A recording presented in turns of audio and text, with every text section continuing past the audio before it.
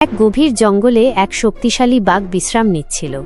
সূর্যের আলো তার গায়ে পড়ছিল আর সে মনে মনে ভাবছিল, এই জঙ্গলে আমার চেয়ে শক্তিশালী আর কেউ নেই। আমি এই জঙ্গলের রাজা। এমন সময় পাশ দিয়ে এক শিয়াল যাচ্ছিল। বাঘ তাকে ডেকে বলল, এই শিয়াল, শোনো, আমি এই জঙ্গলের রাজা, সবাই আমাকে ভয় পায়। শিয়াল একটু মুচকি হেসে বলল, রাজা হতে গেলে তো শুধু মুখে বললে হয় না, কিছু করে দেখাতে হয়। শুধু গর্জন করলেই কি রাজা হওয়া যায়? শিয়ালের কথায় বাঘ রেগে গেল। সে জিজ্ঞেস করল, তাহলে আমি কি করব? শিয়াল চালাকির সাথে বলল, যদি তুমি সত্যিই সাহসী হও, তাহলে আগামীকাল সকালে নদীর ওপারে যে বিশাল পাহাড়টা আছে তার চূড়ায় উঠে দেখাও।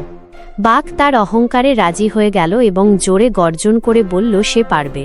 পরের দিন সকালে বাঘ পাহাড়ের দিকে রওনা দিল, কিন্তু সে জানত না যে শিয়াল আগেই পাহাড়ের পথে অনেক কাঁটা, পিচ্ছিল পাথর আর নরম কাদা ছড়িয়ে রেখেছিল।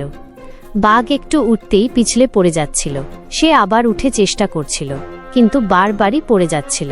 সারাদিন চেষ্টা করেও সে পাহাড়ের অর্ধেকটাও উঠতে পারল না। পরিশেষে ক্লান্ত হয়ে বাঘ হাঁপাতে লাগল। আর এদিকে পাহাড়ের ওপরে একটা গাছের ডালে বসে শিয়াল বাঘের অবস্থা দেখে হাসছিল। শিয়াল হেসে বলল, দেখেছ, রাজা হতে গেলে শুধু শক্তি থাকলেই হয় না, বুদ্ধিও লাগে। বেশি অহংকার করলে শেষ পর্যন্ত নিজেরই ক্ষতি হয়। বাঘ লজ্জিত হয়ে মাথা নিচু করে ফিরে গেল। সেই দিন থেকে সে আর অহংকার করত না।